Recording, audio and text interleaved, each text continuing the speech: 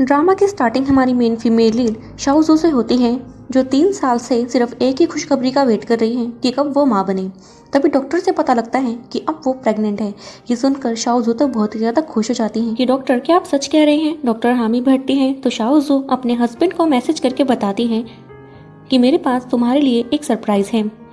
और फिर सोच रही थी कि मैं इस चीज़ को पोस्ट भी करना चाह रही हूँ, लेकिन जैसे ही वो पोस्ट करने लगी, वहाँ पर उसके हस्बैंड लूनी चैन की सेक्रेटरी एक पोस्ट पहले ही डाल चुकी थी, जिसमें कि वो लूनी चैन का हाथ पकड़ रखी थी। ये देखकर शाओजू तो बहुत ही ज़्यादा हैरान थी कि लूनी चैन तो ऑफिस गया है, ये ऑफिस आवर्स में ये क्या हो रहा है। शाओजू अब लोकेशन चेक करके कोकोनट बार के लिए निकल गई थी। वहीं दूसरी तरफ हम बार में चैन को जिया के साथ देखते हैं। जिया चैन की सेक्रेटरी है और चैन शाओजू का हस्बैंड। वो कुछ और दोस्तों के साथ वहाँ बैठे हुए थे, जहाँ पर जिया की टर्न थी और वो गेम में हार जाती है। तो उसके दोस्त उससे डेयर और ट्रूथ चूज करने के लिए पूछते हैं। जिया ट्रूथ चूज करती है और चैन से पूछ रही थी कि तुम्हारी शादी को इतने साल हो गए लेकिन तुम्हारा कोई बच्चा नहीं, इसके पीछे क्या रीज़न है। चैन उसे बोलता है इसकी लंबी स्टोरी है और ये काफ़ी बोरिंग होगा, इसलिए मैं इसका जवाब नहीं देना चाहता। तो चैन इस गेम में हार चुका था और अब उसे डेयर दिया जाता है। जिया को उसके दोस्त बोल रहे थे कि अब तुम्हें चैन को किस करना होगा। तभी हम नोटिस करते हैं कि शाओजू भी सेम बार में पहुंच जाती है और उसकी नज़र चैन पर पड़ गई थी। चैन जिया के साथ बैठा हुआ था। ये देखकर शाओजू को काफ़ी अजीब लगता है और जिया के दोस्त तो बार बार जिया को पुश कर रहे थे कि तुम चैन को भी किस करो, तो वो किस करने आगे बढ़ती है। शाओजू तो ये देखकर बहुत ही ज़्यादा हैरान थी। जैसे ही उसने किस किया, उसके पैरों तले ज़मीन ही खिसक गई कि चैन ने इसे बिल्कुल भी मना नहीं किया। वो अपने फ़ोन से कॉल लगाती है चैन को, लेकिन चैन उसकी कॉल बार बार अवॉइड कर रहा था और मैसेज में बताता है कि मैं बिजनेस मीटिंग में हूँ। ये देख शाओजू फिर पूछती है कि तुम्हारी मीटिंग कब ख़त्म होगी। चैन गुस्से से कहता है कि ये मीटिंग है, इसका कुछ पता नहीं लगता कब खत्म होनी है कब नहीं, इसलिए मुझे परेशान करना बंद करो। लेकिन शाओजू तो उसके बिल्कुल सामने खड़ी हुई थी। उसे दिख रहा था कि कितनी मीटिंग चल रही है और कितना क्या। वो बार बार उसे कॉल करने लगती हैं तो चैन अब गुस्से में आकर फ़ोन ही स्विच ऑफ कर देता है। ये देखकर शाओजू तो बहुत ही ज़्यादा हर्ट हो जाती है कि चैन तुमने ये सही नहीं किया। और वहीं जिया मौके का फ़ायदा उठाकर चैन के और क्लोज आने की कोशिश कर रही थी। ये सब दूर खड़ी शाओजू देख लेती है। वो ये एक्सेप्ट करने को तैयार ही नहीं थी कि चैन उसके साथ ऐसा भी कर सकता है। तभी उसको डॉक्टर की बात याद आई कि आपको अपने इमोशंस को ज़्यादा हावी नहीं होने देना है, इसका सीधा इम्पैक्ट आपके बच्चे पर पड़ेगा। वहीं सीन प्रेजेंट में आता है जहाँ पर शाओजू को अब अस्थमा अटैक आने लगता है और वो ज़मीन पर गिर जाती है, जिसके कारण उसका पंप भी दूर गिर गया था। शाओजू बहुत कोशिश करती है उसे लेने की, लेकिन वहाँ पर जो लोग डांस कर रहे थे उनके पैर लगने से वो और भी ज़्यादा दूर हो जाता है। शाओजू अभी भी चैन को ही देख रही थी और देखते देखते बेहोश हो जाती है। नेक्स्ट सीन में जब उसकी आंखें खुली, वो अपने आप को हॉस्पिटल में पाती है, जहाँ पर डॉक्टर से पता लगता है कि उसका मिसकैरेज हो गया है। ये सुनकर तो शाओजू बहुत ही ज़्यादा सैड हो गई थी, क्योंकि ये मौका उसके पास 3 साल बाद आया था और उसने अपने बच्चे को फिर से खो दिया और इसका सारा रीज़न चैन था। शाओजू इस बात को लेकर काफ़ी सैड थी और चैन से शेयर करना चाहती थी, लेकिन जैसे ही उसने अपना फ़ोन चेक किया, वहाँ देखती हैं कि चैन और जिया का पोस्ट पर कमेंट पर कुछ और ही चल रहा है। चैन यहाँ पर जिया से माफ़ी मांगते हुए कहता है कि मुझे अपना फ़ोन स्विच ऑफ नहीं करना चाहिए था, मुझे माफ़ करना तुम्हें 1 घंटा वेट कराने के लिए। ये देखकर शाओजू काफ़ी हैरान थी कि चैन को जिया की पड़ी है, इसे ये पता नहीं कि मैं यहाँ पर किस दर्द से गुजर रही हूँ। वहीं जिया भी चैन को रिप्लाई में कह रही थी कि ऐसा दोस्त तो नसीबों से मिलता है, और अपने हाथ पर पहनी हुई डायमंड रिंग भी शो कर रही थी, जहाँ पर बाकी लोग भी कमेंट में कहते हैं कि चैन से अच्छा बॉस तो है ही नहीं। ये देखकर शाओजू को बहुत ही गुस्सा आता है कि वो इसके लिए चैन को कभी माफ़ नहीं करेगी। कि चैन, तुमने मेरे भरोसे का फ़ायदा उठाया, 5 साल हम डिस्टेंस रिलेशन में थे, 3 साल की शादी, और अब तुमने मुझे धोखा दिया। मुझे तुम्हारे साथ कोई रिलेशन नहीं रखना। और वो अपने हाथ पर पहनी हुई चैन की दी हुई रिंग दूर फेंक देती है। इसके बाद वो किसी को कॉल लगाकर डिवोर्स एग्रीमेंट तैयार करने के लिए कहती है और साथ में टिकट भी बुक करा रही थी यहाँ से शिफ्ट होने के लिए। सीन घर की तरफ शिफ्ट करते हैं, जहाँ अब शाओजू थोड़ा ठीक फील कर रही थी। तभी एक वेडिंग मैनेजर आकर शाओजू को कुछ पेपर्स दिखाते हुए कहती हैं कि मिस्टर चैन के हमें इस वेडिंग कॉन्ट्रैक्ट पर साइन चाहिए। उन्होंने आपकी ग्रैंड वेडिंग के लिए एक बैंक्वेट हॉल बुक करवाया था और सब बुक हो चुका है। और मैं एक बात आपको और कहना चाहती हूँ कि आप काफ़ी ज़्यादा लकी हैं कि आपको मिस्टर चैन जैसे लविंग हस्बैंड मिले। ये सुनकर शाओजू कुछ भी नहीं कहती, वो काफ़ी सैड फील कर रही थी और वो उसे थैंक यू कहकर यहाँ से जाने के लिए कह देती है। अब शाओजू सोफा पर बैठती हैं और एक पास्ट के सीन को याद कर रही थी कि जहाँ पर उसकी चैन से कोर्ट मैरिज हुई थी। वहीं चैन आकर अपने घुटनों बल शाओजू को फिर से प्रपोज करते हुए कहता है कि मैं जानता हूँ तुम्हें ग्रैंड वेडिंग चाहिए और अभी मेरी फाइनेंशियल कंडीशन उतनी अच्छी नहीं है, लेकिन जैसे ही मैं अपने आप को एबल समझूंगा मैं हमारी एक ग्रैंड वेडिंग करूँगा। इसके लिए उसने दिन भी डिसाइड कर लिया था कि वो 1/3 1/4 डे पर ये ग्रैंड वेडिंग करेगा और उसके लिए भी 3 दिन बाकी थे। शाओजू प्रेजेंट में आते हैं जहाँ पर शाओजू उसी को लेकर सोच रही थी और तभी वहाँ पर चैन आ जाता है। चैन जैसे ही अंदर आया वो अपने कोट को शाओजू की तरफ करता है, लेकिन शाओजू कुछ भी रिएक्ट नहीं करती। तो चैन को लगता है कि वो गुस्सा है और फिर से एक पास्ट के सीन को याद करता है कि जैसे ही चैन घर पर आया करता था शाओजू उसके कोट को पकड़कर उसे हक करती थी, लेकिन इस बार ऐसा नहीं हुआ। सीन प्रेजेंट में आता है जहाँ पर चैन अपनी सफाई देते हुए कह रहा था कि शाओजू मैं जानता हूँ तुम मुझसे नाराज़ हो, लेकिन मेरा फ़ोन ख़राब हो गया था इसलिए मैं तुम्हारे मैसेज और कॉल का रिप्लाई नहीं कर पाया। शाओजू कुछ नहीं कहती। चैन उसे अपने 3 दिन की बिजनेस ट्रिप के बारे में भी जिक्र करता है। वहीं शाओजू मन ही मन सोच रही थी कि बिजनेस ट्रिप या फिर अपनी सेक्रेटरी के साथ रात गुजारने के लिए जा रहे हो, लेकिन वो चैन को कहती है कि ठीक है तुम्हें जहाँ जाना है तुम वहाँ जा सकते हो, मुझे बताने की ज़रूरत नहीं है। इतना कहकर वो यहाँ से जाने लगी तो चैन उसका हाथ पकड़कर रोकता है कि मैं जानता हूँ तुम मुझसे अभी भी, लेकिन मुझे ऐसे इग्नोर मत करो। तो शाओजू उसे गुस्से से कहती है कि जब तुम्हें पता है मुझे अस्थमा की प्रॉब्लम है और तुमने मुझे कहा था कि तुम कभी भी मेरी कॉल कट नहीं करोगे, तो तुमने मेरी कॉल क्यों नहीं उठाई। चैन कहता है कि ठीक है ना, मैं मान रहा हूँ ना मेरी गलती है, मेरी सेक्रेटरी को भी बहुत प्रॉब्लम्स हैं, लेकिन वो ऐसे तो नहीं गिनाती। वहीं शाओजू चैन के गले पर एक किस देखती है, गुस्सा आ जाता है और वो फिर से चुप कर जाती है। अब चैन उसे बोलता है कि मैंने देखा तुम 3 दिन पहले डॉक्टर के पास गई थी, क्या तुम्हें अस्थमा की प्रॉब्लम ज़्यादा होने लगी है? मैं तुम्हारे लिए मेडिसिन लाया हूँ। वो उसे सोफा पर रख देता है और फिर शाओजू से पूछ रहा था कि तुम मुझे कोई गुड न्यूज़ बताने वाली थी। शाओजू बोलती है कि गुड न्यूज़, हाँ मेरे पास तुम्हें बताने के लिए एक बात है। फिर वो ड्रॉर के पास जाती हैं और वहाँ से कुछ पेपर्स निकाल कर एक बॉक्स में रखती हैं। अभी उन पेपर्स के बारे में हमें ज़्यादा नहीं बताया गया कि वो पेपर प्रेगनेंसी रिपोर्ट है या फिर डिवोर्स पेपर्स, लेकिन वो बॉक्स जाकर वो चैन को पकड़ा देती है। चैन जैसे ही उसे ओपन करने लगा शाओजू रोकती है कि तुम इसे 3 दिन बाद ओपन करना जब हमारी ग्रैंड वेडिंग होगी। चैन भी रुक जाता है। अब शाओजू यहाँ से जाने लगी तो पीछे से चैन बोलता है कि क्या तुम कल फ्री हो, मैं तुम्हें डिनर पर ले जाना चाहता हूँ। शाओजू मन ही मन सोचती है कि क्या चैन को मेरा बर्थडे याद है, और फिर वो ओके कह के यहाँ से चली जाती है। नेक्स्ट डे पर सीन शिफ्ट होता है जहाँ पर शाओजू चैन के साथ डिनर पार्टी पे आई हुई थी और वहाँ पर चैन के फ़ोन में अचानक से कुछ मैसेज आते हैं और वो जल्दबाजी में यहाँ से जाने लगता है बिना कुछ शाओजू को बताए। शाओजू को ये काफ़ी अजीब लगा, लेकिन कुछ टाइम बाद लाइट अचानक से ऑफ होती है और सामने से वेटर एक बहुत ही बड़े केक के साथ आ रहा था। ये देखकर शाओजू तो बहुत ही ज़्यादा खुश हो गई कि चैन ने उसके लिए सरप्राइज़ प्लान किया।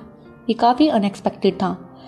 शाओजू जैसे ही उस केक की तरफ बढ़ी, वेटर तो उसे इग्नोर करके वहाँ से चला जाता है। तब शाओजू को रियलाइज़ होता है कि ये केक उसके लिए नहीं था। दरअसल वहाँ पर एक और कपल आया हुआ था और वहाँ पर उस लड़की का बर्थडे था, तो उसका बॉयफ्रेंड उसे सरप्राइज़ कर रहा था, साथ में प्रपोज भी। शाओजू देखकर बहुत ही ज़्यादा सैड होती है कि कई टाइम था जब चैन भी उसका बर्थडे सेलिब्रेट किया करता था। अब जैसे ही वो यहाँ से उठकर जाने लगी, सामने से चैन आ जाता है और उसके हाथ में एक छोटू सा कप केक था, जिसे देखकर शाओजू को बहुत ही अजीब लगा।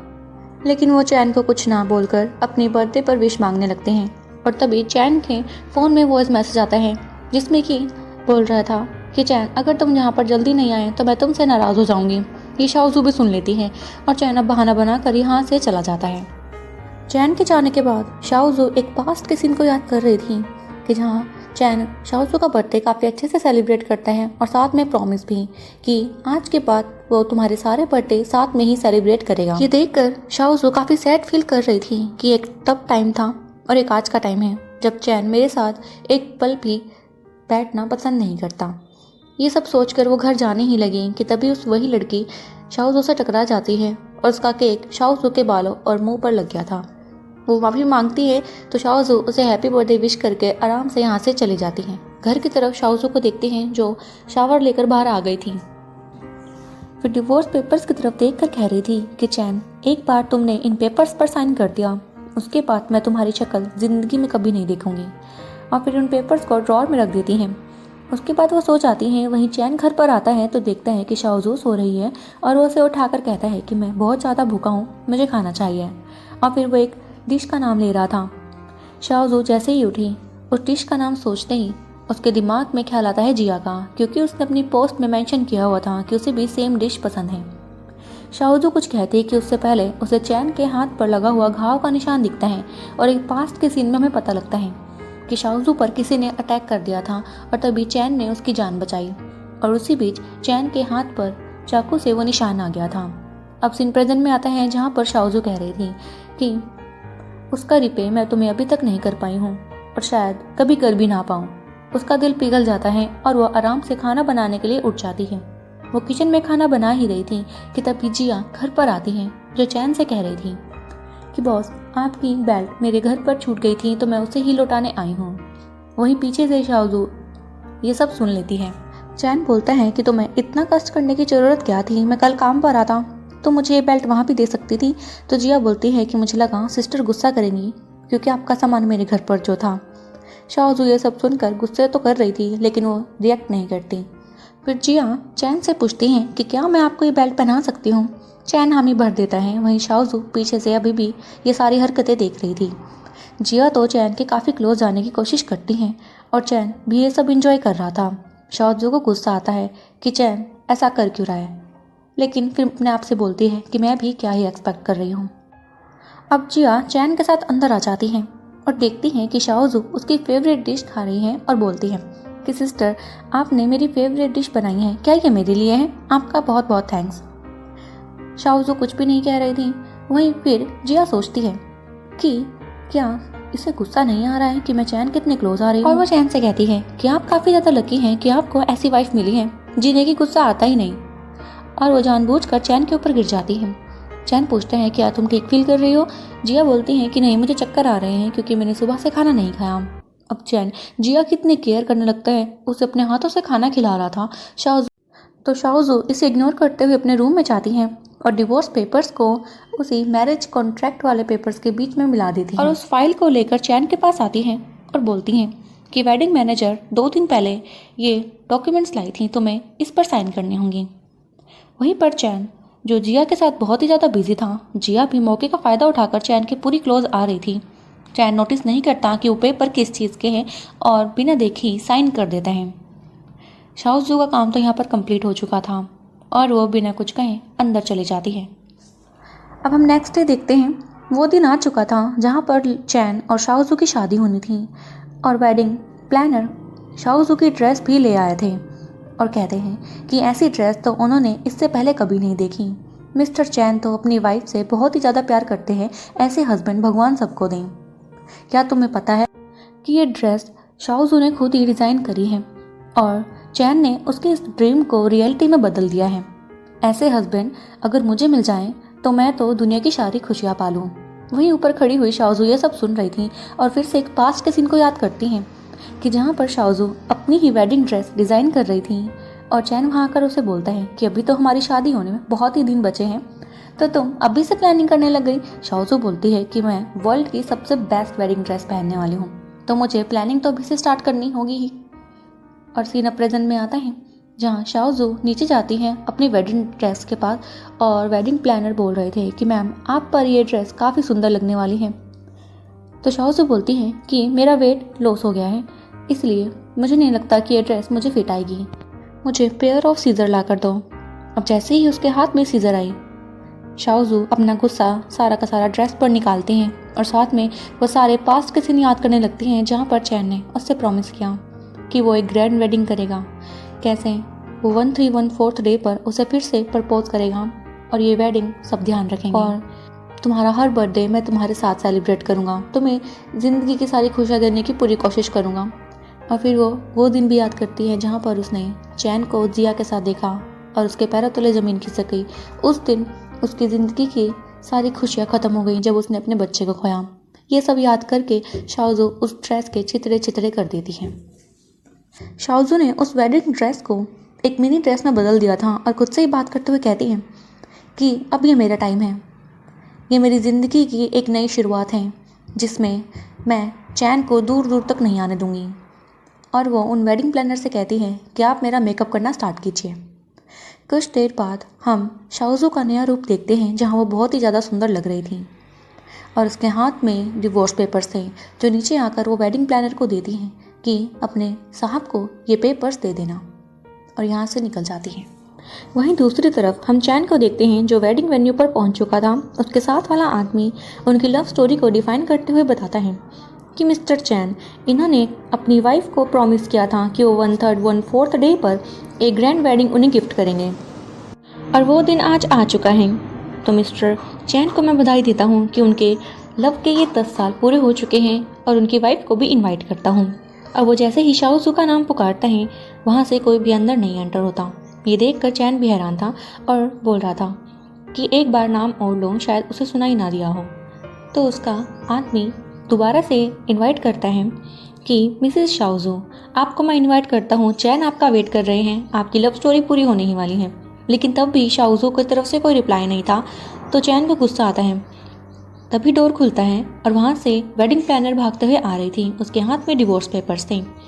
चैन देखता है कि ये शाओजू नहीं है और उसे काफ़ी हैरानी हुई थी। चैन वेडिंग प्लानर से पूछते हैं कि शाओजू कहाँ हैं, अभी तक क्यों नहीं पहुँचे। तो वो बताती हैं कि बॉस, क्या आपको नहीं पता कि वो आपको डिवोर्स देकर यहाँ से जा चुकी हैं। चैन को ये सुनकर बहुत ही शौक लगा कि तुम ये क्या बकवास कर रही हो, होश में भी हो। तो वेडिंग प्लानर पूछती है कि आपको इसके बारे में नहीं पता था क्या, आपने तो इसमें साइन भी किए हैं। लूची चैन बोलता है कि साइन, कौन से साइन, मुझे दिखाओ। तो जैसे ही उसने डिवोर्स पेपर चेक किए वहाँ पर उसके साइन ऑटोमेटिकली थे और तब उसे याद आया कि शाओजू ने ये साइन उससे चालाकी से ले लिए हैं जब वो जिया के साथ बिजी था। चैन को अभी भी समझ नहीं आ रहा था कि शाओजू ने उससे डिवोर्स क्यों दिया, आखिर इसके पीछे क्या रीज़न है। ये अचानक से इतना बड़ा शौक उसने मुझे गिफ्ट कर दिया हमारी शादी वाले दिन। वो बार बार शाओजू को कॉल लगा रहा था लेकिन शाओजू उसका कॉल पिक नहीं करती। चैन फिर से कॉल लगाता है तो शाओजू कॉल पिक करके बोलती हैं कि अब हमारा कोई रिलेशन नहीं है। चैन बोलता है कि तुमने मुझे समझ क्या रखा है, तुमने मुझे डिवोर्स देने की सोची भी कैसे, मैं तुम्हें 1 घंटे का टाइम देता हूँ, जल्दी वापस घर आ जाओ। लेकिन शाओजू मना करके कॉल कट कर देती हैं और बोल रही थी कि तुमने मेरा दिया हुआ गिफ्ट नहीं देखा, और कॉल कट कर देती हैं। फिर चैन उस गिफ्ट के पास जाता है और देखता है कि उसके अंदर प्रेगनेंसी रिपोर्ट है, जिसमें पहले वाली रिपोर्ट तो पॉजिटिव थी। उसे देखकर चैन खुश हो गया कि मैं डैड बनने वाला हूँ। लेकिन जैसे ही उसने सेकंड प्रेगनेंसी रिपोर्ट पर गौर फरमाया तो वहाँ पर उसके एबॉर्शन की रिपोर्ट थी। ये देखकर चैन काफ़ी शौक रह गया और फिर पास्ट के सीन को याद करता है कि जहाँ शाओजू ने चैन को मैसेज में कहा था कि उसके पास तुम्हें बताने के लिए गुड न्यूज़ है, और अब वो रियलाइज़ कर रहा था कि उस वक्त उसे शाओजू के साथ होना चाहिए था। और वो ये भी याद करता है कि शायद बार में शाओजू ही थी और उसी का पंप उसे नज़र आया था, लेकिन उसने तब उसे इग्नोर कर दिया। आज वो रिग्रेट में था कि वो शाओजू के बुरे टाइम में उसका साथ नहीं दे पाया और फिर से कॉल करने लगता है, लेकिन कॉल अभी भी पिक नहीं कर रही थी। तो मैसेज में कहता है कि शाओजू, प्रेगनेंसी रिपोर्ट के बारे में तुमने मुझे पहले क्यों नहीं बताया, और मैं माफ़ी मांगता हूँ तुमसे, लेकिन घर वापस जल्दी आ जाओ, मैं तुमसे बात करना चाहता हूँ। लेकिन ये मैसेज सेंड होता ही नहीं क्योंकि शाओजू ने चैन को अब ब्लॉक भी कर दिया था। फिर वो हड़बड़ाते हुए वेडिंग प्लानर के पास आता है कि जल्दी बताओ शाओजू कहाँ मिलेगी, उसने कुछ बताया। तो वो बताती है कि शायद मैम तो एयरपोर्ट गई है। फिर चैन भी यहाँ से निकलने लगता है तो पीछे से जिया उसे रोकती है कि भाई आप कहाँ जा रहे हैं, मुझे छोड़कर मत जाइए। तभी चैन की नज़र वहाँ पर लगी हुई LED पर पड़ती है और ये इसका 1/3 1/4 डे कंप्लीट हो चुका था वेडिंग प्लानिंग का। और वहाँ पर स्क्रीन प्ले होती है जहाँ पर दिखाया जा रहा था कि शाओजू और चैन कब और कैसे मिले। हमें पास्ट के सीन में दिखाया जाता है कि चैन ने कैसे शाओजू को प्रपोज किया। शाओजू उससे पूछती हैं कि मैं तुमसे प्यार क्यों करूँगी भला, तुम में ऐसा क्या है। चैन बोलता है कि मैं तुमसे पूरी लाइफ प्यार करूँगा, तुम्हें मुझ पर भरोसा दिखाना चाहिए। शाओजू बोलती है कि सच में। चैन बोलता है कि हाँ, तो उसका प्रपोजल वो उस समय एक्सेप्ट कर लेती हैं। ऐसे ही वो छोटे छोटे मूवमेंट्स को याद करता है जहाँ पर उसने शाओजू से प्रॉमिस किया था कि वो उसे ग्रैंड वेडिंग देगा और हर बर्थडे उसके साथ सेलिब्रेट करेगा। ये सब देखकर चैन इमोशनल हो गया था और शाओजू को ढूंढने के लिए यहाँ से निकल जाता है। और फिर हम उसे अपनी गाड़ी में देखते हैं जहाँ पर वो बार बार शाओजू को कॉल पे कॉल लगा रहा था, लेकिन आगे से कोई रिप्लाई नहीं मिलता। तो चैन अपने आप से ही बात करते हुए कहता है कि शाओजू, तुम दुनिया के किसी में भी कोने में छुप जाओ, मैं तुम्हें वहीं से निकाल कर ले आऊँगा, मैं तुम्हें जाने नहीं दूँगा। फिर वो एक ट्रैफिक में फंस गया था, इसलिए वो अपनी गाड़ी छोड़कर भागने लगता है कि शाओजू, मैं आ रहा हूँ तुम्हें लेने के लिए, मैं अपनी सारी गलतियाँ मानने के लिए तैयार हूँ, बस तुम मेरे पास वापस लौट कर आ जाओ। चैन के फेस पर साफ रिग्रेट दिख रहा था, लेकिन अब काफ़ी देर हो चुकी थी। वही शाओजू जो एयरपोर्ट पर थी और वो अपनी और चैन की पिछले 8 साल में ली हुई सारी मेमोरीज़ को देख रही थी और कहती हैं कि चैन, पूरे 8 साल में बस यही मेमोरी मेरे पास रह गई है और मैं इसे भी डिलीट करना चाहती हूँ। फिर वो डिलीट बटन को क्लिक करके अपनी सारी मेमोरी को क्लीन कर देती हैं और यहाँ से ज़िंदगी की नई शुरुआत करने के लिए निकल चलती हैं। वहीं पीछे से चैन भी एयरपोर्ट पर पहुँच गया था और उसे शाओजू दिख जाती हैं। वो बार बार चिल्ला रहा था कि शाओजू मुझे छोड़कर मत जाओ, मैं तुम्हारे बिना नहीं रह सकता। लेकिन शाओजू के तक आवाज़ नहीं जाती और वो अंदर चली जाती है। पीछे से चैन हाथ पकड़ता है, लेकिन हम देख पाते हैं कि ये शाओजू नहीं होती, ये तो कोई और ही अलग लड़की होती हैं। चैन अब समझ गया था कि शाओजू उससे बहुत दूर जा चुकी है और वो वहीं बैठकर रोने लग जाता है। कुछ टाइम बाद जब चैन अपने घर लौटा तो वहाँ पर वो वेडिंग ड्रेस देखते हैं जिसके चितड़े उड़ रखे थे और ये शाओजू ने ही किया था। उस वेडिंग ड्रेस को देखकर वो भी सेम पास्ट के सीन को याद करता है जहाँ पर शाओजू अपनी वेडिंग ड्रेस प्लान कर रही थी और चैन उसे छेड़ रहा था कि अभी तो हमारी शादी को बहुत दिन बचे हैं, तुम अभी से तैयारी में लग गई। तो शाओजू रिप्लाई करते हुए कहती है कि मैं इस पूरी दुनिया की सबसे सुंदर ब्राइड लगना चाहती हूँ, तो ब्राइड की ड्रेस भी तो सुंदर होनी चाहिए। फिर चैन अब भूख लग रही थी तो खाने के लिए किचन में जाता है, लेकिन वहाँ पर कुछ भी नहीं था। तो वह फिर से ध्यान करता है कि शाओजू जब भी वो घर आता था तो उसके लिए कुछ ना कुछ अच्छी डिश बनाकर रखती थी जिसे वो खाने से बिल्कुल इनकार कर दिया करता था। और इसी को लेकर आज वो काफ़ी रिग्रेट में था क्योंकि शाओजू तो उसके साथ नहीं है। यही छोटी छोटी यादें उसे शाओजू को बहुत खोने का एहसास करा रही थी। तभी वो अपने असिस्टेंट को कॉल लगाकर कहता है कि शाओजू की फ़्लाइट की रिपोर्ट्स निकालो। वहीं नेक्स्ट सीन में अब शाओजू पहुंच जाती है अपने दोस्त के पास और वो दोस्त था मिस्टर लू शाओजू से कहता है कि बहुत टाइम हो गया तुम्हें देखे को, लेकिन तुम आज भी उतनी ही सुंदर दिखती हो। पास्ट के सीन में दिखाया जाता है कि लू शाओजू का जूनियर था यूनिवर्सिटी में, जहां वो अपने डिज़ाइन का कोर्स कर रही थी और तभी उसने शाओजू की हेयर बैंड ली थी चालाकी से और आज भी वो उसे कैरी करता है। सीन प्रेजेंट में आता है जहाँ पर शाओजू का बैग जब उसने उठाया तो उसने नोटिस किया कि लू के हाथ में वही सेम रबर बैंड आज भी है। इसका मतलब आज भी वो शाओजू को लेके फील करता है। इसके बाद लू शाओजू को बता रहा था कि उसके इंटरव्यू के लिए उसने कंपनी में बात करी है और कल ही उसे इंटरव्यू के लिए जाना होगा। शाओजू बोलती है कि मैं बस एक ऑर्डिनरी डिज़ाइनर रह चुकी हूँ, पता नहीं इंटरव्यू में क्या होगा, मुझे घबराहट हो रही है। लू कहता है कि तुम बहुत टैलेंटेड थी, मैं जानता हूँ कॉलेज में तुमसे अच्छा डिज़ाइन कोई नहीं करता था, इसलिए डरो मत, सब अच्छा होगा। अगले सीन में हम देखते हैं कि शाओजू इंटरव्यू के लिए पहुंच जाती हैं, जहां पर इंटरव्यूअर शाओजू को लेकर कुछ ज़्यादा इंप्रेस नहीं थे क्योंकि उसने 3 साल से कुछ भी काम नहीं किया था डिज़ाइन को लेकर और वो इसका रीज़न भी पूछते हैं। शाओजू बताती है कि हाँ, मैंने 3 साल से काम नहीं किया और ये सारी गलती मेरी ही है।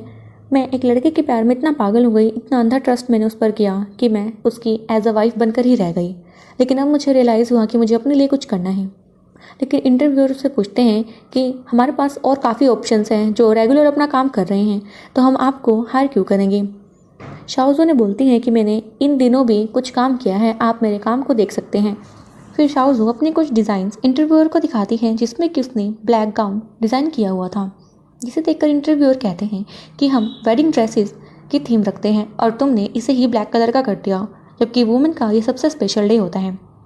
तो शाओजू बताती है कि मैंने इसे ब्लैक क्यों किया।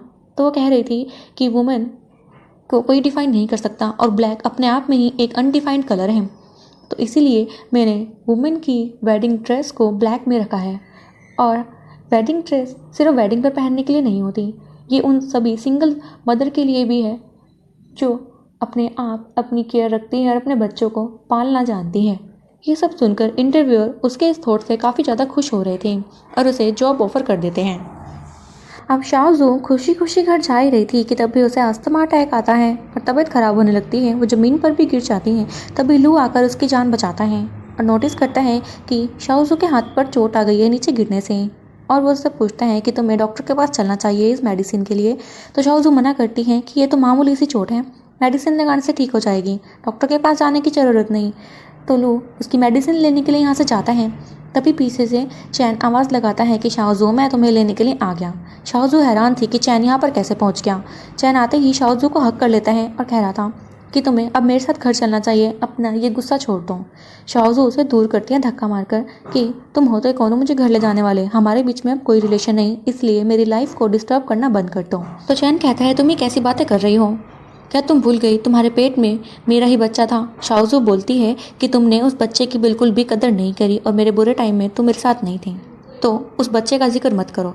चैन बोलता है कि मैंने एक अच्छे डॉक्टर को हायर कर लिया है, फिर से माँ बन पाओगी। शाओजू बोलती है कि क्या तुम्हें सच में ही लगता है कि एक बच्चा होने से हमारे बीच में सब कुछ ठीक हो जाएगा।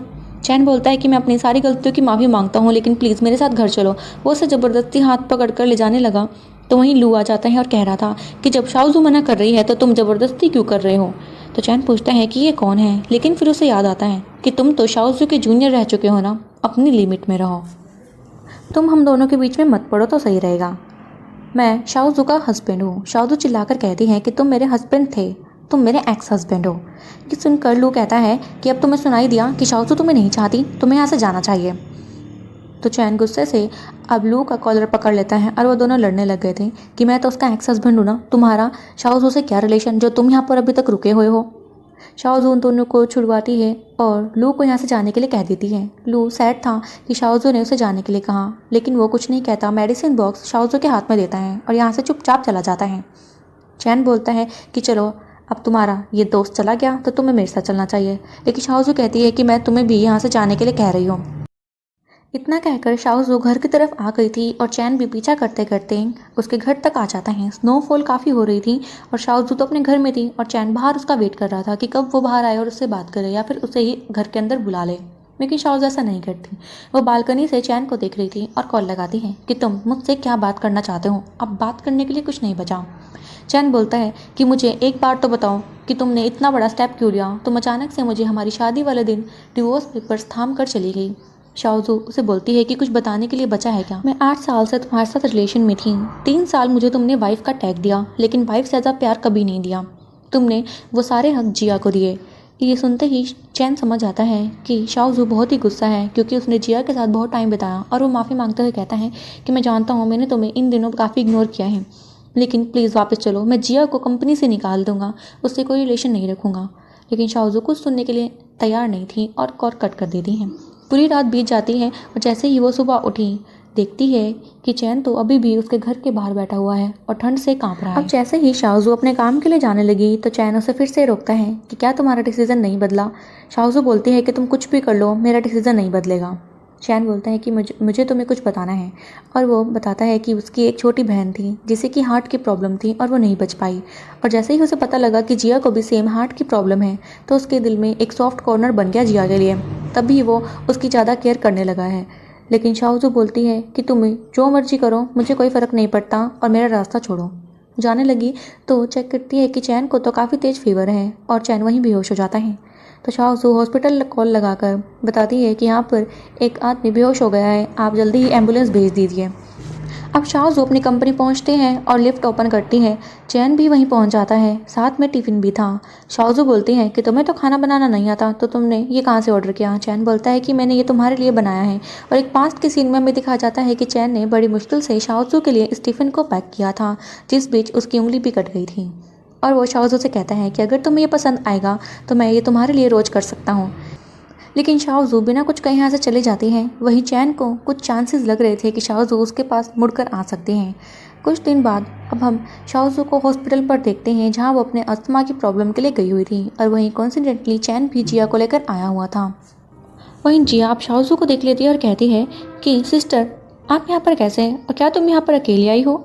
चैन भी ये देखकर जिया से दूर होता है और पूछता है कि तुम यहाँ पर क्या कर रहे हो। शाओजू बताती है कि मुझे अस्थमा की प्रॉब्लम है, मैं हॉस्पिटल नहीं आऊँगी तो कहाँ जाऊँगी और तुम दोनों को मुझसे क्या लेने देना, अपना काम करो। चैन उससे जैसे ही कुछ बोलने लगा वहाँ पर लोग इधर उधर भागने लग जाते हैं कि एक गुंडा गन के साथ हॉस्पिटल में एंटर हो गया है क्योंकि उसकी मॉम का केस खराब हो गया है। ये देख कर चैन सबसे पहले जिया को बचाने की सोचता है। वो भागने लगते हैं, शाओजू वहीं गिर गई थी।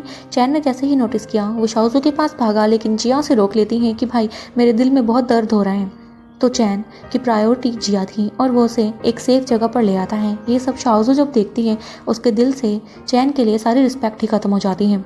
वहीं चैन जब वापस शाओजू को बचाने के लिए आने लगा, लोग भागते हुए कहते हैं कि उस आदमी ने एक लड़की को पकड़ लिया है।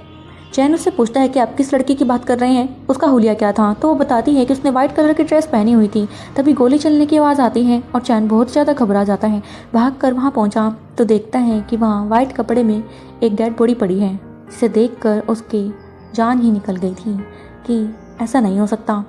उसके हाथ काँप रहे थे और वो उस कपड़े को हटाने लगा। तभी पीछे से शाओजू बोलती है कि चैन तुम यहाँ पर क्या कर रहे हो। और चैन की सांस में सांस आई जब उसने शाओजू को सही सलामत देखा। वहाँ पर लू भी खड़ा हुआ था। वहीं फिर पास्ट के सीन में देखते हैं कि कैसे उस आदमी ने शाओजू को पकड़ लिया था कि कोई आगे बढ़ा तो मैं इस लड़के को गोली मार दूंगा, लेकिन पुलिस ने उसे शूट कर दिया था, जिसके कारण उसकी गन तो दूर गिर गई, लेकिन वो फिर से अटैक करता है शाओजू पर। लेकिन तभी लू आकर उसे बचाता है और उसकी बाजू पर कट आ जाता है। ये देखकर शाओजू बोलती है कि तुमने मेरी वजह से खुद को हार्म कर लिया, तुमने ऐसा क्यों किया। लू बोलता है कि अगर मैं यहाँ पर नहीं आता तो तुम नहीं बचती और मैं तुम्हें खोना नहीं चाहता था। ये देखकर शाओजू को काफ़ी रिलीफ महसूस हो रहा था कि कोई तो है जो उसकी इतनी केयर करता है। अब लू शाओजू को एक लॉकेट शो करता है जिसमें कि उसकी फ़ोटो थी और बताता है कि 10 साल से मैं इस फ़ोटो को सेव कर रहा हूँ, लेकिन मैंने कभी तुम्हें नहीं बताया कि मैं तुम्हें पसंद करता हूँ, क्योंकि तब तुम चैन के साथ थी, लेकिन भगवान ने मुझे ये मौका दिया है और मैं इसे हाथ से नहीं जाने दूंगा। तभी पीछे से चैन की आवाज़ आती है कि शाओजू ऐसा नहीं हो सकता, और तब वो उसके पास जाकर बताते हैं कि शाओजू को कुछ नहीं हुआ। शाओजू बोलती है कि तुम्हें तो जिया के पास होना चाहिए ना, तुम यहाँ पर क्या करने आए, तुम तो मुझे मरने के लिए छोड़ गए थे। चैन बताता है कि जिया को हार्ट प्रॉब्लम है, मुझे लगा कहीं वो पैनिक ना कर जाए, इसलिए उसे सेफ जगह पर छोड़कर मैं तुम्हें वापस बचाने के लिए आया था, और ये देखकर मैं डर गया, लेकिन अब मैं खुश हूँ कि तुम सही सलामत हो। लू बोलता है कि अपनी ये बकवास अपने पास रखो और शाओजू से दूर रहो, मैं इसका ध्यान रख सकता हूँ क्योंकि अब मैं इसका बॉयफ्रेंड हूँ। ये सुनकर चैन को बहुत ही गुस्सा आया और वो लू को जोर से पंच करता है। ये देखकर शाओजू चैन पर हाथ उठा देती है। चैन बोलता है कि शाओजू तुमने इस लड़के के लिए मुझ पर हाथ उठाया। शाओजू बोलती है कि मैं अच्छे से जानती हूँ मैंने क्या किया है, और जो भी किया है ना सही है, तुम्हारे साथ ऐसा ही होना चाहिए। मेरे दिल से तुम्हारी सारी रिस्पेक्ट ख़त्म हो चुकी है जब मैंने देखा कि तुम अपनी मिस्ट्रेस को बचाने के लिए मुझे मौत के मुँह में छोड़ गए। चैन बोलता है कि मैं जानता हूँ तुम मुझसे बहुत नाराज़ हो, और अगर ये जिया के लिए है ना तो मैं जिया से सारे रिश्ते नाते तोड़ दूंगा, लेकिन तुम प्लीज़ मेरे साथ घर चलो। मैं जानता हूँ तुम्हारे दिल में आज भी मेरे लिए फीलिंग्स हैं और तुम मेरी केयर करती हो, और ये सब नाटक कर रही हो इस लड़के के साथ मिलकर ताकि तुम मुझे हर्ट कर सको जैसे मैंने तुम्हें करा, लेकिन ये सब सही नहीं है। शाओजू बोलती है कि एक थप्पड़ खाकर भी तुम्हें अकल नहीं आई, तो अब तुम्हें पता लग जाएगा कि मैं चाहती क्या हूँ। वो फिर से हाथ उठा रही थी, लेकिन तब जिया वहाँ आकर कहती है कि मेरे ब्रदर को परेशान करना बंद करो, इनकी कोई गलती नहीं है, मुझे हार्ट की प्रॉब्लम है और ये बस ये मेरी केयर कर रहे हैं, तुम्हें अगर परेशानी है तो मुझसे है तो तुम मुझसे डील करो। तो शाओजू अब जिया को जोर से स्लैप करती है। जिया को गुस्सा आया, वो फिर से स्लैप करने लगी तो शाओजू उसे दोबारा से थप्पड़ मारती है, जिसके कारण जिया नीचे गिर जाती है। जिया चैन को कहती है कि भाई ये मुझे हिट कर रही है, लेकिन चैन चुपचाप खड़ा था और शाओजू को कहता है कि शाओजू मैं जैसे ही घर जाऊंगा मैं सबसे पहले जिया को कंपनी से निकाल दूंगा, लेकिन प्लीज़ मुझे माफ़ करो, मेरे साथ घर चलो। मुझे पता लग चुका है कि जिया ही हम दोनों के बीच में दरार डाल रही थी, प्लीज़ मेरे साथ चलो। वो ज़बरदस्ती सी करने लग गया था तो लू चैन को फिर से हिट करता है। चैन उठकर वापस आता है कि तुम्हारी हिम्मत कैसे हुई मुझ पर हाथ उठाने की, और वो फिर से उसे हिट करता है। तो शाओजू लू की केयर करते हुए कहती है क्या तुम ठीक हो, तुम्हें चोट तो नहीं आई। चैन बोलता है कि तुम्हारे हस्बैंड को ये पीट रहा है और तुम्हें अभी भी अपने मिस्ट्रेस की परवाह है। शाओजू बोलती है कि ना ही तुम मेरे हस्बैंड हो और ना ही ये मेरा मिस्ट्रेस, ये मेरा बॉयफ्रेंड है, और वो उसे किस भी कर देती है। चैन को ये देखकर बहुत ही गुस्सा आया और वो चिल्लाता रह जाता है। शाओजू लू को लेकर यहाँ से घर की तरफ चली जाती है। घर पर शाओजू लू से माफ़ी मांगते हुए कह रही थी कि मेरे एक्स हस्बैंड के कारण तुम्हें बहुत प्रॉब्लम सहनी पड़ रही है, इसके लिए मैं तुमसे माफ़ी मांगती हूँ। तुम भी सोच रहे होंगे कि ये कौन मेरे गले आकर पड़ गई है। लू बोलता है कि मैंने तुम्हें लेकर कभी ऐसा नहीं सोचा। फिर शाओजू उससे पूछती है कि तुम अभी तक मेरी तस्वीर क्यों कैरी कर रहे हो। लू बताता है कि मैं तुमसे बहुत प्यार करता हूँ। हमें दिखाया जाता है कि जब लू शाओजू को प्रपोज करने के लिए जा ही रहा था कि तभी चैन उससे पहले ही शाओजू को प्रपोज कर चुका था और शाओजू ने उसे एक्सेप्ट भी कर लिया, लेकिन लू ने हार नहीं मानी। उसने कहा कि मैं तुम्हारा वेट करूंगा, शायद ये गॉड की कोई नई प्लानिंग होगी मेरे को लेकर। और अब प्रेजेंट में देखते हैं जहाँ पर शाओजू बोलती है कि क्या तुम्हें रिग्रेट हो रहा है कि तब तुमने मुझे प्रपोज क्यों नहीं किया। लू बोलता है कि नहीं, और वो उसे हक करके कह रहा था कि मुझे कोई रिग्रेट नहीं, आज तुम मेरे पास वापस आ चुकी हो, मुझे इसकी बहुत खुशी है। और वो अपने नीज पर आकर शाओजू को प्रपोज करते हुए कहता है कि ये रिंग मैंने आज तक पहन कर रखी ताकि जब तुम मुझे मिलोगी तो मैं तुम्हें इसे देकर प्रपोज करूँगा। सो मिस शाओजू, क्या तुम मुझसे शादी करोगी। शाओजू भी उसके प्रपोजल को एक्सेप्ट कर लेती है और कहती है कि हाँ, मैं तुमसे शादी करने के लिए तैयार हूँ। अब वो दिन भी आ जाता है जहाँ पर शाओजू और लू की शादी होनी थी। शाओजू जब लू के साथ स्टेज पर एंटर हुई वो बहुत ही सुंदर लग रही थी।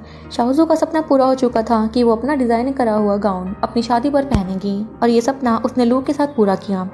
यहाँ पर अनाउंस होता है कि लू और शाओजू दोनों ही एक दूसरे को काफ़ी टाइम से प्यार करते हैं, लेकिन लू ने बताया कि मैं बताना चाहता हूँ कि शाओजू से मैं 3 महीने से नहीं पूरे 10 साल से प्यार करता आ रहा हूँ। उसने अपनी पूरी बैकग्राउंड स्टोरी यहाँ पर बताई, जिसे देखकर लोग काफ़ी खुश हो गए और शाओजू भी काफ़ी स्पेशल फील कर पा रही थी कि आखिरकार उसको प्यार करने वाला मिल ही गया। लेकिन तभी एंट्री हो जाती है चैन की, जो चिल्लाते हुए कह रहा था कि 10 साल। जरा शाओजू तुम इसे बताओगी कि तुम मेरी क्या लगती थी और तुम्हारे पेट में किसका बच्चा था? इसके बारे में तो लू को भी नहीं पता था। वो शाओजू की तरफ देखने लगता है। शाओजू चुप कर जाती है। वो चैन से कहता है कि मैं जानता हूँ तुम मुझे पसंद नहीं करते कि मैं शाओजू से शादी कर रहा हूँ, लेकिन इसका मतलब ये नहीं कि तुम शाओजू के खिलाफ रूमर्स फैलाओ। चैन पूछता है कि रूमर्स? तुम शाओजू से क्यों नहीं पूछते हैं कि ये रूमर्स है या फिर सच्चाई? शाओजू कुछ बोलती उससे पहले ही लू बोल देता है कि अगर ये सच भी है ना, तब भी मुझे इससे कोई फ़र्क नहीं पड़ता। शाओजू का पास्ट कुछ भी हो, लेकिन उसका प्रेजेंट और फ्यूचर मेरे साथ ही है और मैं उसको बहुत ज़्यादा प्यार करता हूँ। ये सुनकर शाओजू के दिल में लू के लिए बहुत ही ज़्यादा रिस्पेक्ट बढ़ जाती है। तो चैन उसे बताता है कि मैं तुम्हें इसकी गारंटी भी नहीं दे सकता कि तुम फ्यूचर में फादर बन भी पाओगे या नहीं, क्योंकि शाओजू तो माँ बन ही नहीं सकती। ये सुनकर लू को गुस्सा आता है कि तुम्हारी ऐसे कहने की हिम्मत कैसे हुई। शाओजू जो भी है जैसी भी है, मैं सिर्फ उससे प्यार करता हूँ। भले ही फ्यूचर में मैं बाप ना बन पाऊँ, लेकिन इसकी मुझे बहुत खुशी है कि शाओजू मेरे साथ होगी और मैं सिर्फ उससे एज अ पर्सन प्यार करता हूँ। मुझे उससे कोई डिमांड नहीं। ये सुनकर शाओजू बहुत ही नेक्स्ट लेवल फील कर पा रही थी और लू कहता है कि अब मुझे समझ आया कि शाओजू ने तुम्हें डिवोर्स क्यों दिया, क्योंकि तुम इसी लायक थे। तो अब चैन घबरा जाता है कि लू तो शाओजू का कभी साथ नहीं छोड़ेगा और ये उसके लिए सही नहीं है। वो शाओजू से अब गिड़गिड़ाते हुए कहता है कि शाओजू मुझे माफ़ कर दो, मैंने तुम्हें बहुत हर्ट किया है। देखो, मैंने तुम्हारे लिए इस रिंग को काफ़ी पहले तैयार कर दिया था। शाओजू बोलती है कि कुछ घाव माफ़ी मांगने से नहीं भरते और मैं तुम्हें ज़िंदगी में कभी माफ़ नहीं कर सकती, और आज तो तुमने बची कुची इज्जत भी मेरी नज़रों में गंवा दी। चैन अब उस रिंग को ज़बरदस्ती शाओजू को पहनाने लगता है कि मैं एक अच्छा हस्बैंड बन जाऊँगा, प्लीज़ मुझे एक लास्ट चांस दे दो। शाओजू उसे दूर करती है कि मैंने जितने टाइम भी तुम्हारे साथ बिताया मैं दुख में ही रही, तुमने कभी मेरा नहीं सोचा, तुम सिर्फ जिया के साथ बिजी रहे और अब तुम्हें उसी के पास जाना चाहिए। मेरी लाइफ को आगे बढ़ने दो। मैं लू के साथ बहुत खुश हूँ। फाइनली मुझे वो खुशियाँ मिल गई जिसकी मैं हकदार हूँ। और वो लू से कहती है कि लू, मैं तुमसे शादी करना चाहती हूँ। अब यहाँ पर चैन की नज़रों के सामने लू और शाओजू की शादी हो जाती है। ये देखकर चैन बहुत ही ज़्यादा टूट गया था और सीन कट होता है। कुछ टाइम बाद हमें बताया जाता है कि चैन की कंपनी बैंकक्रप्ट हो गई है और उसने जिया को भी जॉब से निकाल दिया है। जिया कंपनी में आकर चैन को उल्टा सीधा बोल रही थी कि तुम्हारे ऐसा करने की हिम्मत कैसे हुई, तुम मुझे जॉब से कैसे निकाल सकते हो। और अब चैन को यह भी पता लग गया था कि जिया नाटक कर रही थी, उसे कोई भी हार्ट की प्रॉब्लम नहीं होती, वो बस उसकी दुखती नस को दबाकर फ़ायदा उठा रही थी कि ताकि वो चैन के पास जा सके। उसे सिर्फ पैसों का लालच था। चैन उसे गुस्से में कहता है कि तुम्हारी जैसी औरत से मैं ज़िंदगी में कभी नहीं मिलना चाहता। तुमने मेरा घर उजाड़ दिया, मेरी खुशियाँ छीन ली। और वो उसे जोर से स्लैप भी कर देता है। जिया भी उसे वापस स्लैप करती है और कह रही थी ये सब तुम्हारी गलती है, तुमसे ही अपनी वाइफ संभाली नहीं गई। तो अब चैन सिक्योरिटी गार्ड को कहकर जिया को धक्के मार के यहाँ से बाहर निकलवा देता है और सब जगह से बर्बाद हो चुका था। सीन शाओजू की तरफ शिफ्ट करते हैं, जहां हम देख पाते हैं कि वो तो अब प्रेग्नेंट थी और लू के साथ काफ़ी खुशी से रह रही थी। और नोटिस करती हैं कि लू ने उसके होने वाले बेबी के लिए कपड़े मंगवाए हुए हैं। तो शाओजू बोलती है कि तुम्हें कैसे पता कि लड़का होगा या लड़की। लू बताता है कि मैंने दोनों तरह की ड्रेसेस मंगवा ली हैं। शाओजू ये देखकर काफ़ी खुश थी कि लू उसे कितना ज़्यादा प्यार करता है। तभी शाओजू के पास उसकी एक ओल्ड फ्रेंड का फ़ोन आता है, जो बता रही थी कि चैन सब जगह से बर्बाद हो चुका है और जिया ने भी उसका साथ छोड़ दिया है। उसकी कंपनी बुरी तरह से घाटे में जा चुकी है। शाओजू बोलती है कि मुझे चैन के बारे में कुछ भी नहीं जानना, मैं अब आगे बढ़ चुकी हूँ अपनी लाइफ में और मेरा बच्चा भी होने वाला है, इसलिए आगे से मुझे इस बारे में मत बताना। वो कॉल कट कर देती हैं और लू को हक करते हुए कह रही थी कि मैं तुमसे बहुत प्यार करती हूँ। लू पूछता है कि शाओजू, क्या तुम चैन को आज भी मिस करती हो? शाओजू मना करती है कि नहीं, ये चैन के उन्हीं बुरे कर्मों का फल उसे मिल रहा है और वो यही डिजर्व करता है। मैं उसको लेकर कभी सोचना नहीं चाहती। मेरी आगे की लाइफ सिर्फ तुमसे जुड़ी है और मैं तुम्हारे साथ इस पूरी लाइफ को जीना चाहती हूँ। इसी के साथ हमारा ड्रामा भी खत्म हो जाता है। सो फ्रेंड्स, आपको ये ड्रामा कैसा लगा कमेंट में जरूर बताना। मिलते हैं ऐसे ही और क्यूट रोमांटिक ड्रामास के साथ। Till then take care, good bye.